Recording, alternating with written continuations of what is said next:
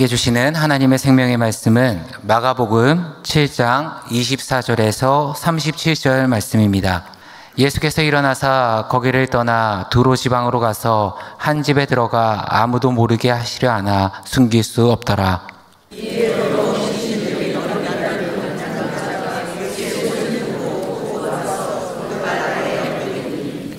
그 여자인은 헬라인이요 수로보니게 족속이라 자기 딸에게서 귀신 쫓아내 주시기를 간구하거늘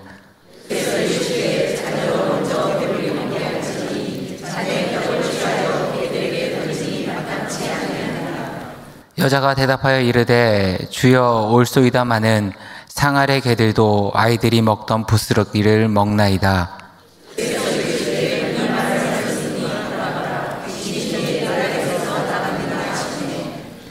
여자가 집에 돌아가 본즉 아이가 침상에 누웠고 귀신이 나갔더라.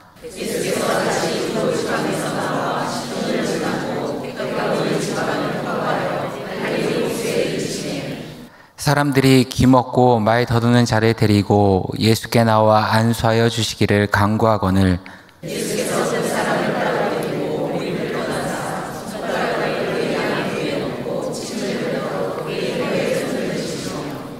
하늘을 우러러 탄식하시며 그에게 이르시되 에바다 하시니 이는 열리라는 뜻이라.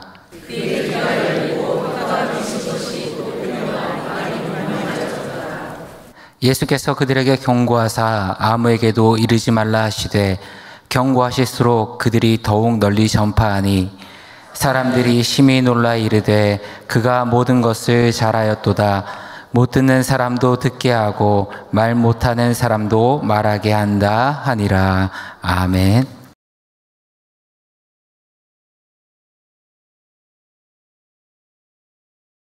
의학의 변천에 대한 글을 읽어본 적이 있습니다. 이 글의 내용이 이러합니다.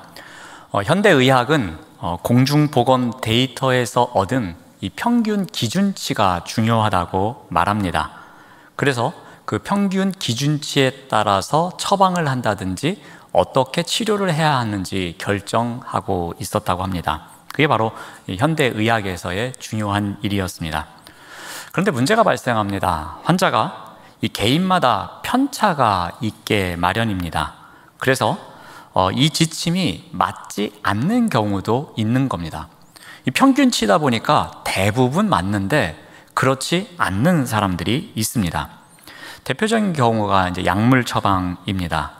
누군가에게는 효과적으로 작용하는 약이지만 다른 사람에게는 그 약이 오히려 부작용이 나서 독이 될 수도 있다는 것입니다. 자, 그런 가운데 발전하게 된 학문이 무엇이냐면 유전체의학입니다.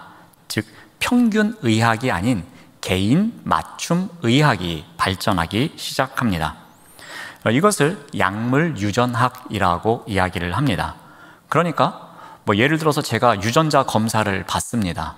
그리고 그 결과를 갖고서 어떠한 약을 처방해야지 저에게 가장 좋은 처방인지 정해가는 것입니다. 그러니까 유전자 정보를 미리 알아서 그 개인에게 약물에 대한 부작용이 생기지 않도록 처방해 가는 것, 이것이 바로 유전체의학입니다. 무엇보다도 이 약물 유전체의 발전은 지금은 이 항암 치료 분야에서 나타나고 있습니다. 기존의 항암 치료는 실패율이 70%를 넘었다고 합니다. 그리고 또 부작용도 심했습니다.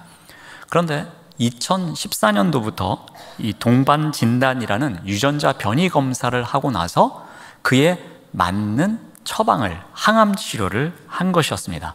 일종의 맞춤 항암 치료였습니다. 그런데 그만큼 효과가 더 좋아지게 되었던 것입니다.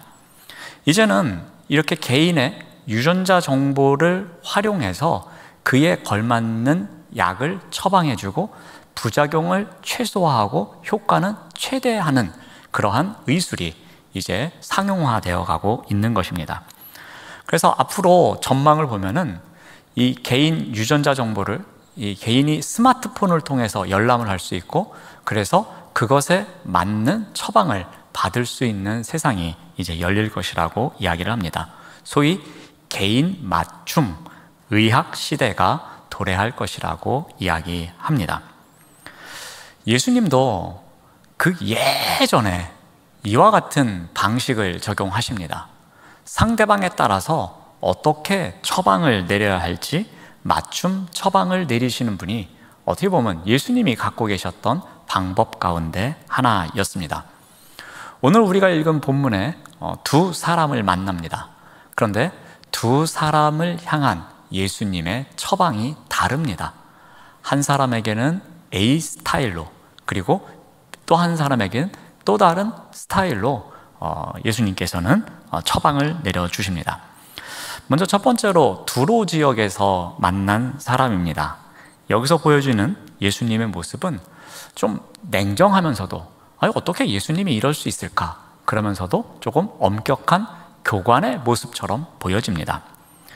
24절 말씀을 봅니다. 예수께서 일어나사 거기를 떠나 두로 지방으로 가서 한 집에 들어가 아무도 모르게 하시려 하나 숨길 수 없더라. 예수님께서 두로 지역의 한 집에 들어가셨습니다. 이 두로는 시돈과 함께 대표적인 이방 지역으로 구약 성경에서부터 나오는 곳입니다. 그러니 유대인들의 전통을 따르는 사람이 이 이방 지역의 어느 한 사람의 집에 들어갔다는 것은 정결 규례에 있어서 문제가 되는 일입니다. 근데 지난주에 다룬 우리가 단락에서 정결 규례에 관련된 이야기를 나눴습니다.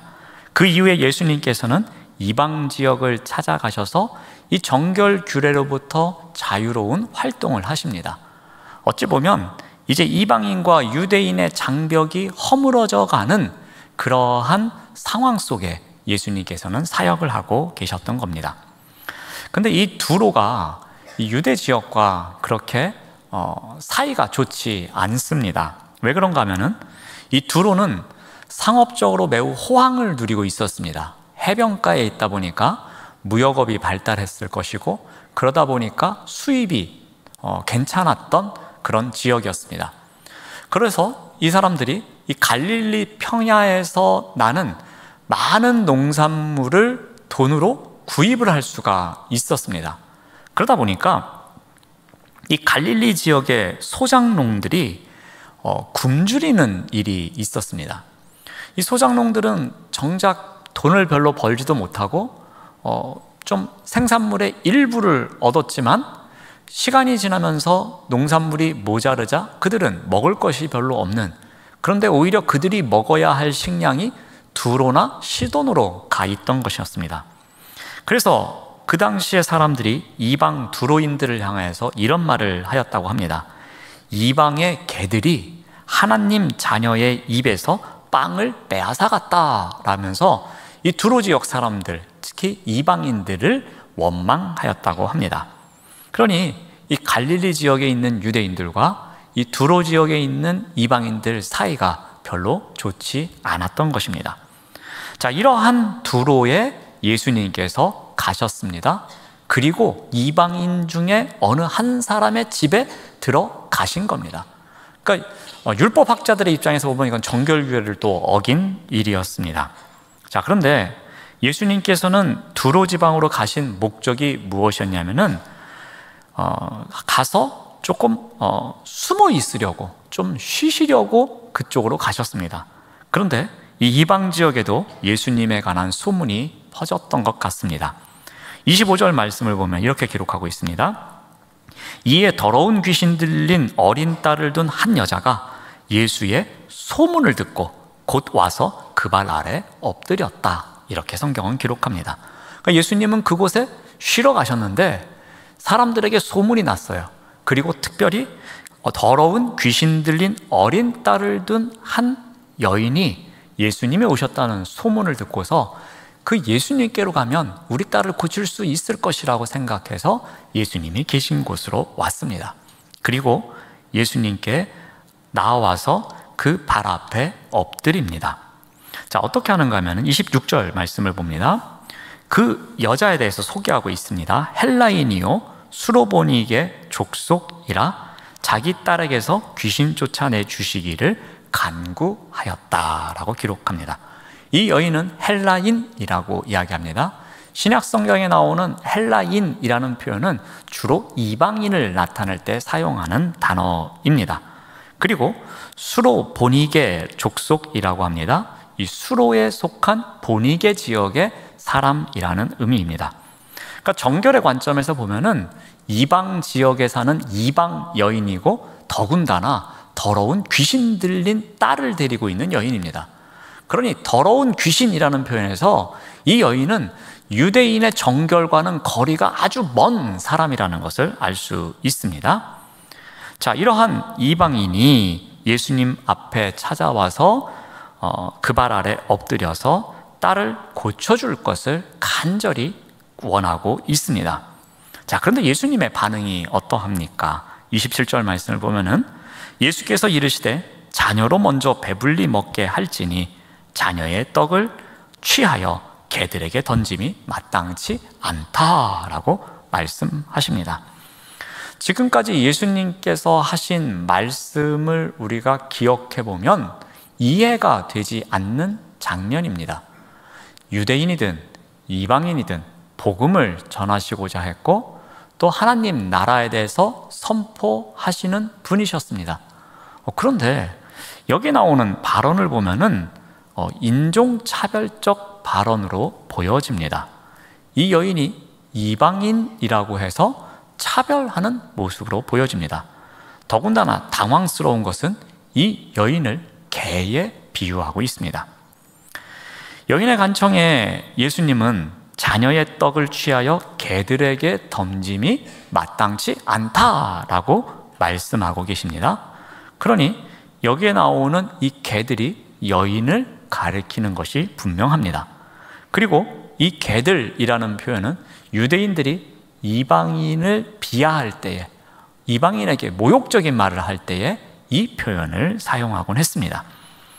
예수님이 이방인 여자에게 직접적으로 이런 표현을 썼다는 것은 우리가 아는 예수님은 이럴 리가 없는데 라면서 우리가 의문을 가질 수밖에 없습니다. 또한 이런 언급은 지금까지 예수님께서 이방인들에게 보여주셨던 태도와 정결 규례에 대한 태도를 보면은 뭔가 좀 언밸런스한 것처럼 느껴집니다.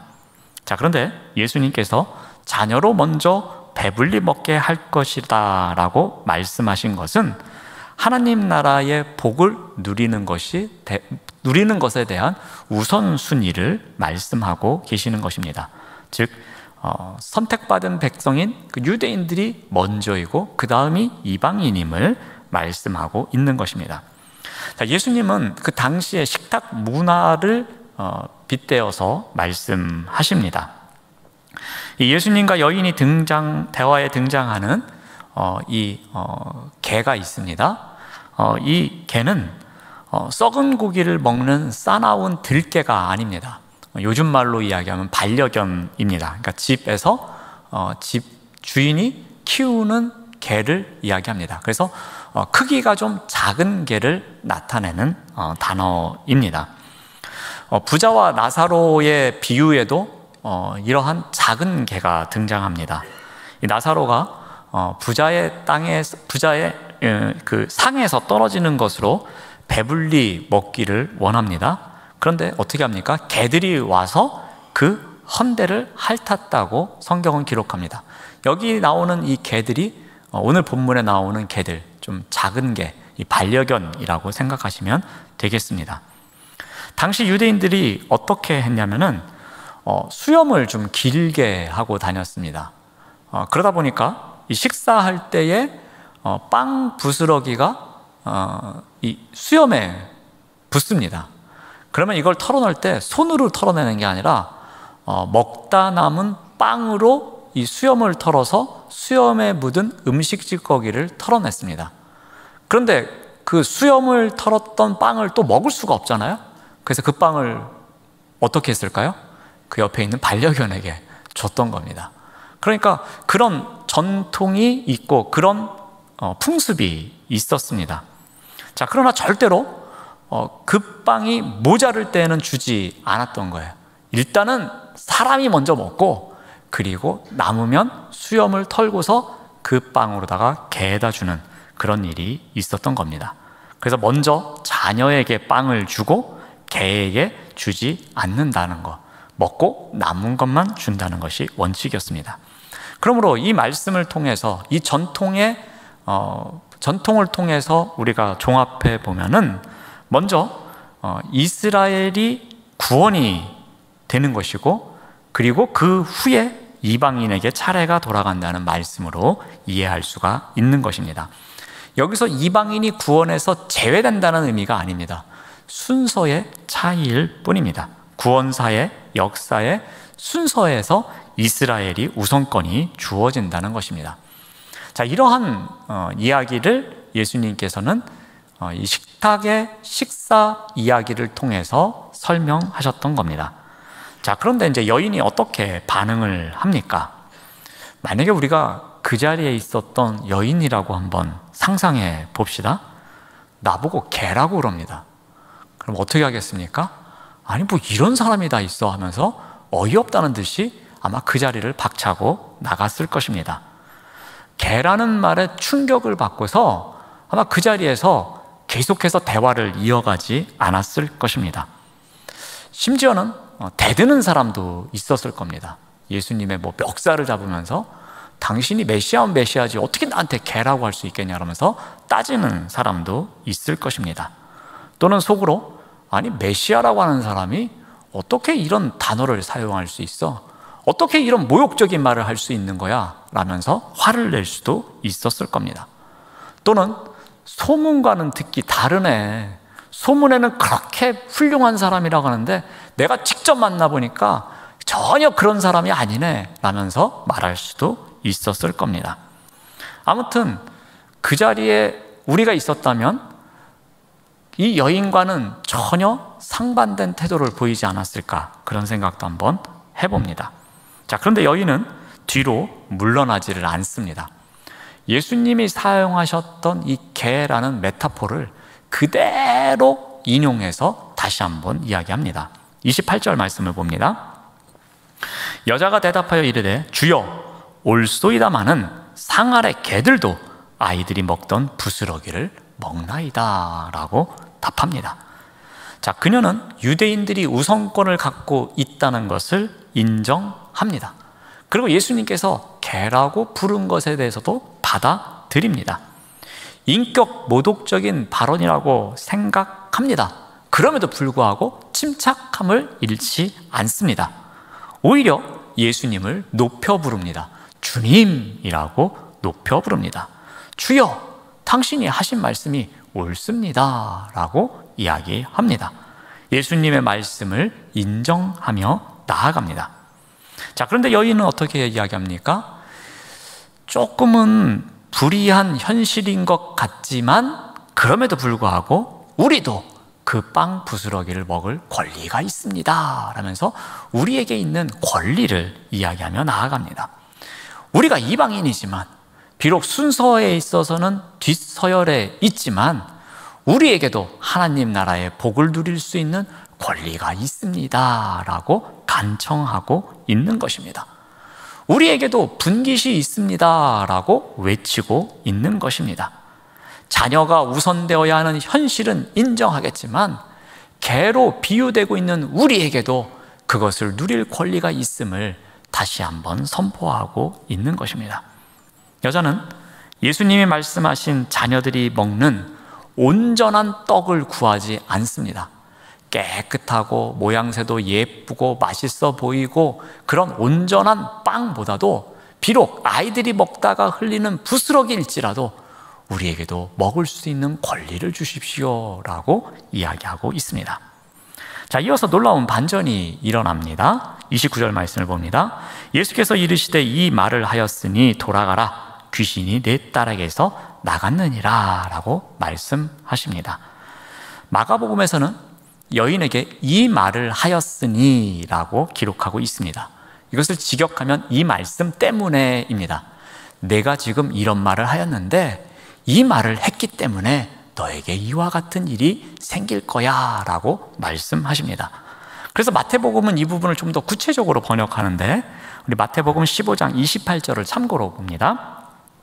이에 예수께서 대답하여 이르시되 여자여 내 믿음이 크도다라는 겁니다.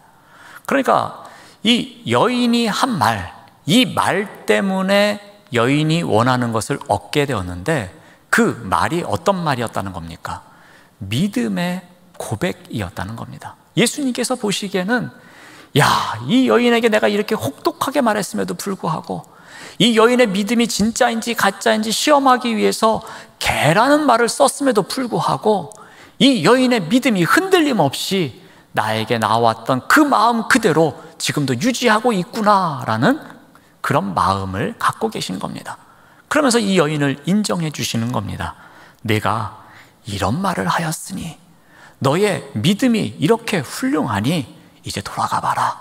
너의 딸이 병에서 해방을 받을 것이다 라고 말씀해 주십니다.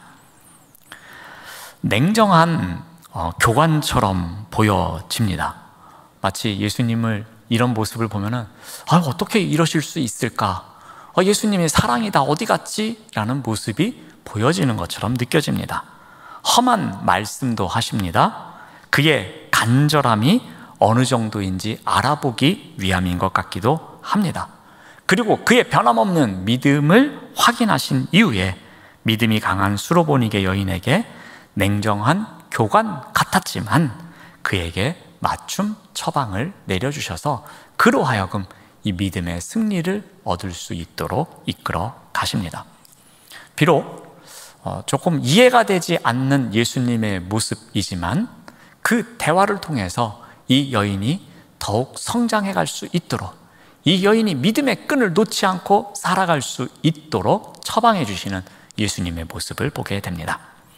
자, 이제 반대의 모습입니다. 이제는 마음이 따뜻한 이웃집 아저씨 같은, 그리고 이렇게 병원을 찾아가도 정말 이렇게 친절하게 설명해 주는 그런 아주 이웃집 아저씨 같은 의사 선생님, 그런 예수님의 모습을 보게 됩니다. 이제 예수님은 두로를 떠나서 시돈 지역을 지나 갈릴리로 가셨다고 합니다.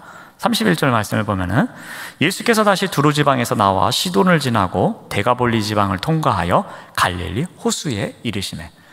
여기에 나오는 갈릴리 호수는 갈릴리 호수의 서편, 유대인들이 사는 지역이 아닌 갈릴리 호수의 동편, 즉 이방인들이 살고 있는 지역입니다. 그러니까 오늘 본문에 나오는 두 이야기 다 예수님께서 만난 사람들은 이방인입니다. 자, 그런데 이번에는 어떤 사람을 만나는가 하면 32절 말씀을 봅니다. 사람들이 귀먹고 말 더듬는 자를 데리고 예수께 나와 안수하여 주시기를 간구합니다. 자, 귀가 먹고 말을 더듬는 자입니다. 그러니 이러한 자가 와서 믿음의 고백을 할 수도 없을 것이고 저를 고쳐주십시오라고 말할 수도 없는 상황입니다. 조금 전에 나왔던 수로보니게 여인과는 상황이 완전히 다른 한 사람의 모습을 보게 됩니다. 근데 이러한 사람을 사람들이 데리고 나와서 예수님께 간구합니다. 예수님, 여기 이렇게 불쌍한 사람이 있습니다. 우리와 함께 살아온 사람인데 이 사람이 잘 듣지도 못하고 말도 잘 못합니다. 예수님 고쳐주십시오 라고 그 주변 사람들이 데리고 와서 이야기를 하고 있습니다. 그러니까 이 이웃들이 아니었으면 예수님께로 나아올 수도 없는 사람, 이 이웃 사람들이 없었으면 자기가 어디가 아픈지도 표현할 수 없는 사람이 바로 이 사람이었습니다. 사람들을 통해서만 주님께로 나아갈 수 있는 아픔이 있는 자였습니다. 자, 예수님께서 이 사람들이 데려온 이 한 사람을 보고 어떻게 하시는가 하면 33절 말씀을 봅니다.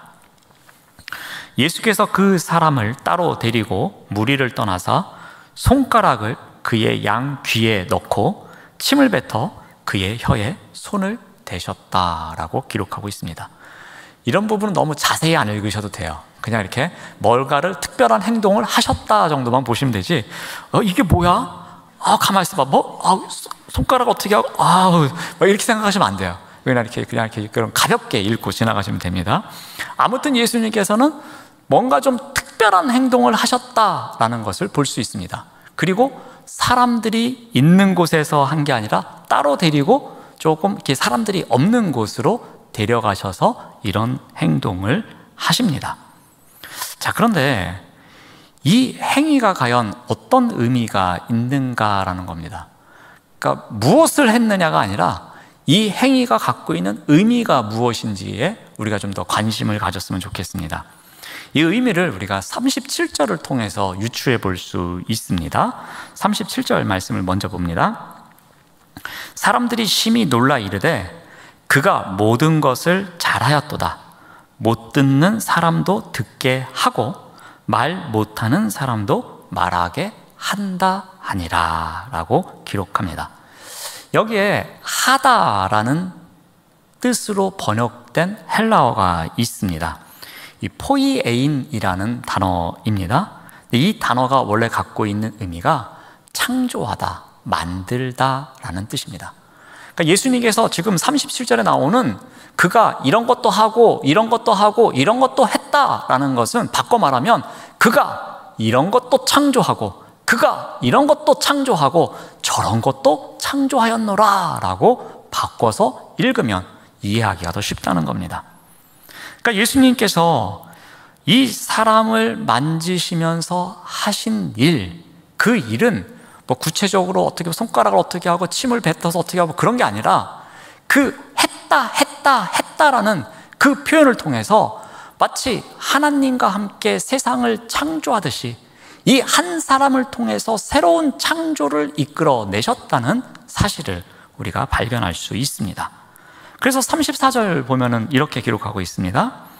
하늘을 우러러 탄식하시며 그에게 이르시되 에바다 하시니 이는 열리라는 뜻이라 라고 기록하고 있습니다. 예수님께서 하늘을 향하여 우러러 보시며 탄식하십니다. 하나님, 아버지 하나님, 지금 이 사람이 너무나도 아픕니다. 제가 이 사람을 보니 저의 마음도 아픕니다. 아버지 하나님도 아프시지요. 그러니 이 사람을 고쳐주십시오. 지금 하나님께서 세상을 창조하셨듯이 이 사람을 다시 창조해 주십시오 라는 의미로 기도하고 있다는 것입니다. 그래서 이 사건을 마무리하면서 37절에 예수님이 이렇게 창조하시고 이렇게 창조하시고 이렇게 창조하셨노라고 기록하고 있는 것입니다. 특히 이 에바다라는 단어가 수동태로 쓰였습니다. 하나님에 의해서 에바다 되었다는 것입니다.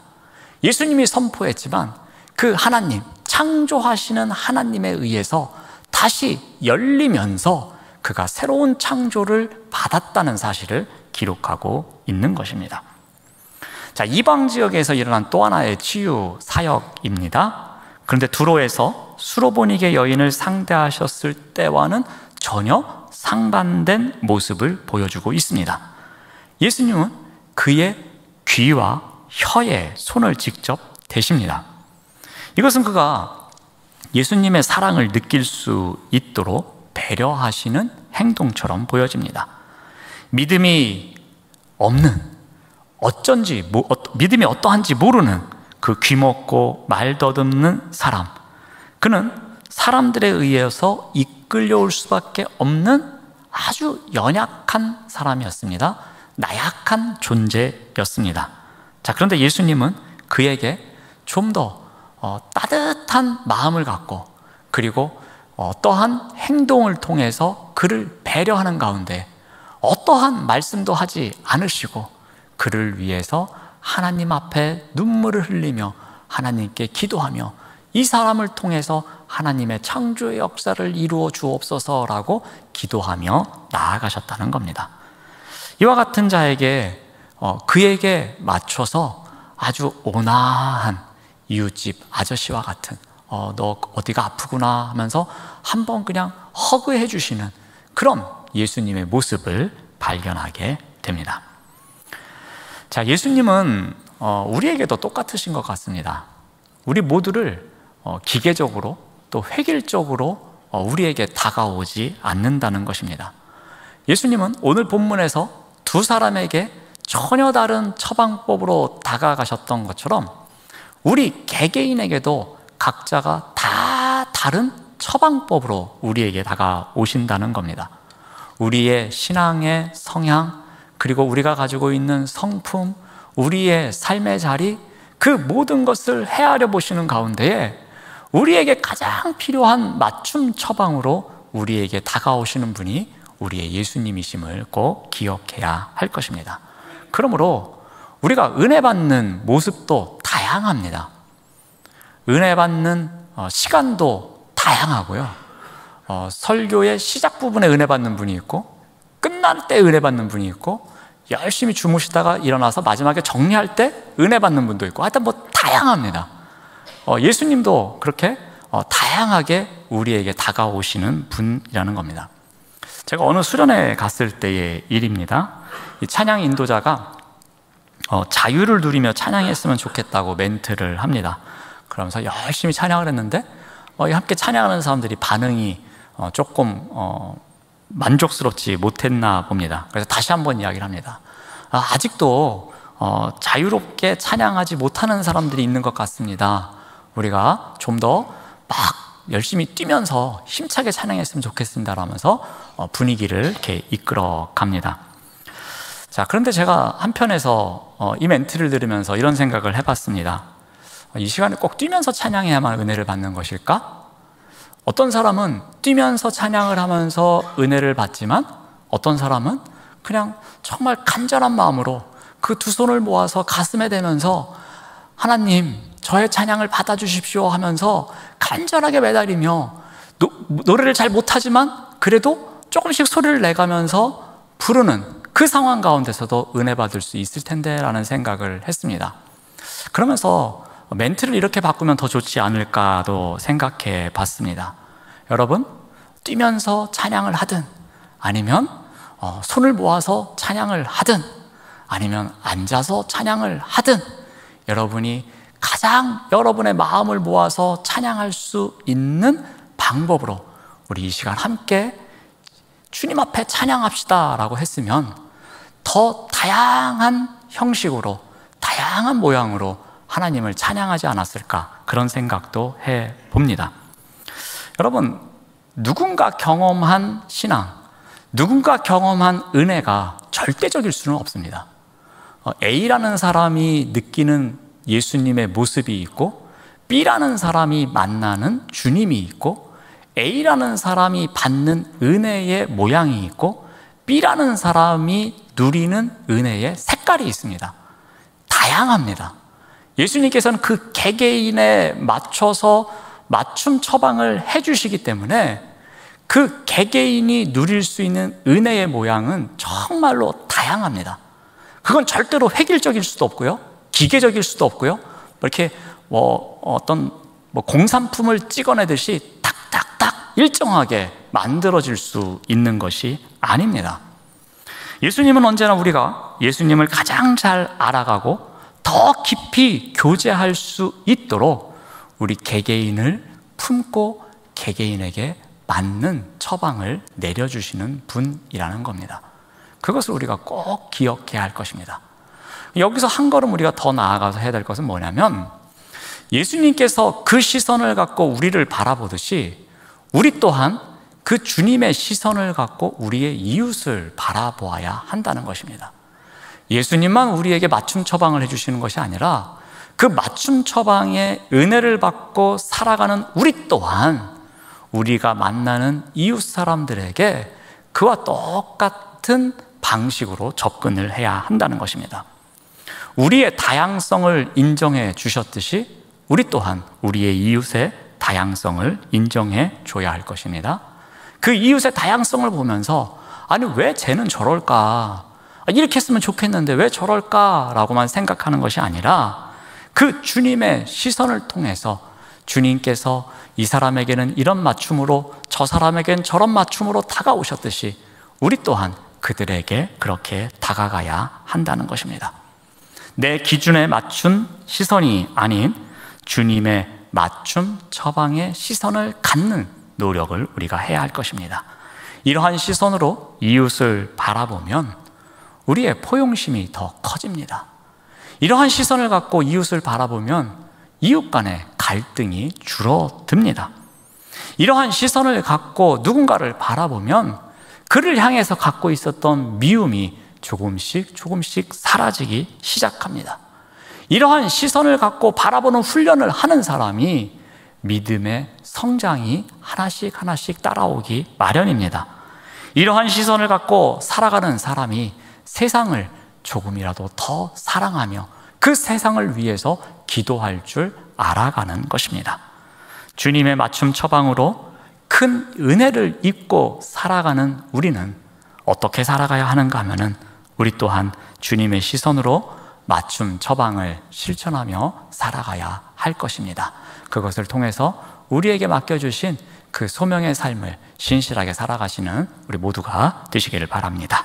기도하겠습니다. 하나님 감사합니다. 우리를 획일적으로 바라보지 않으시고 한 사람 한 사람의 속성을 인정해 주셔서 맞춤 처방으로 우리를 이끌어 주시니 감사합니다. 주님의 맞춤 처방에 힘입어 신앙의 여정을 더욱 신실하게 살아낼 수 있도록 인도하여 주시옵소서. 예수님의 이름으로 기도드립니다. 아멘.